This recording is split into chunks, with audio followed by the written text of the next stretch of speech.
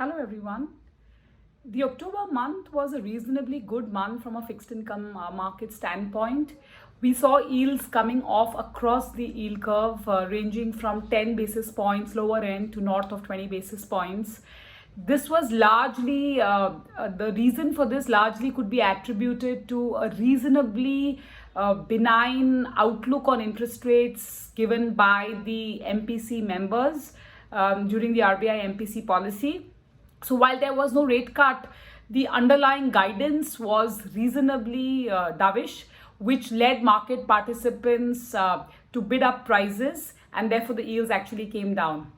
Subsequently, the minutes which were released of the meeting, that also suggested that the members of the Monetary Policy Committee were more tolerant with respect to inflation outlook, and hence the near-term uptick in the CPI data would not be a very big deterrent in terms of the thought process for rates going forward.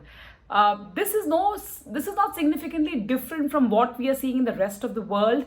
If you see the US FOMC, the Federal Reserve Bank, has actually given a zero interest rate policy guidance till 2023 end.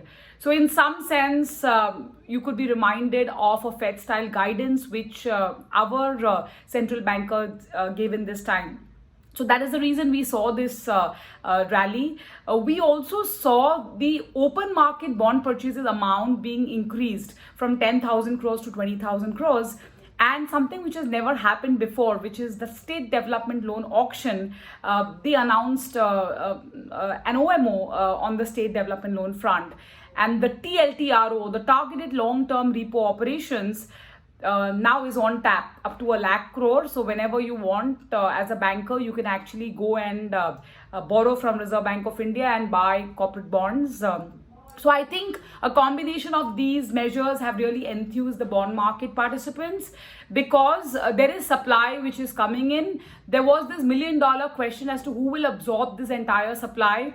And as they say, when it rains, it pours. You've actually seen the month of September and the month of October, the foreign portfolio investors continue to be net buyers of corporate bonds and government bonds in India. And while the amount is just about 5,500 crores cumulative, it's still a positive number. So I think all of this, to our mind, is going to lead to some buoyancy and some positive sentiments going forward as well. We do understand that the current CPI numbers are remaining sticky north of 7% levels. But looking at what we have heard from the monetary policy members, it looks like these numbers will start receding over the next couple of months. That probably could allow for some more rate easing, but I think that would be more a Q1 calendar 21 phenomena. So looks like at least for the next 2 to 3 months, markets are not really expecting any rate action. How should you really position a fixed income portfolio right now? A lot of people ask me or tell me that, oh, the rate cycle is over and it's time to move out of fixed income.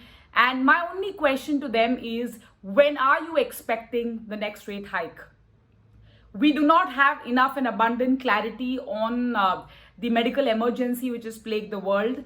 Yes, a vaccine will be a very positive development, but by the time it reaches all pockets of the world, including India, and the recovery process starts, it is obviously an uncertain event at this point in time. And it is very imperative that world central bankers support the growth initiative which the governments across the world, including India, are grappling with. So therefore, if the answer is a reluctant, I don't think so, or I don't think there is going to be a rate hike immediately, at least for the next 3 to 4 quarters, there is no reason to disinvest from fixed income. We believe even at this juncture, given the comfortable liquidity in the banking system, and there is no real urgency to depart from the benign interest rate stance, even if there were to be no rate cut, the case to remain invested remains.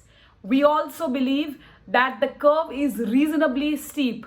1 year treasury bills are quoting very close to the reverse repo rate, and the 10-year government bond today as we speak is close to 5.95. Now the steepness has to give way to flattener as we move ahead, and with the RBI acting as a strong catalyst. RBI is literally doing a Main Hoon Na Shah Rukh Khan act by actually buying bonds via open market purchases and supporting the bond markets at the current juncture, which is again not distinctly different from the rest of the world.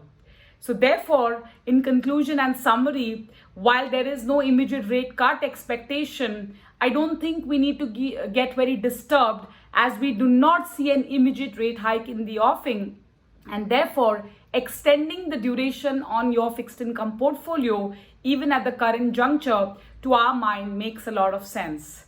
We are on the onslaught of the festive seasons, so wish you all and your family a very advanced festive wishes.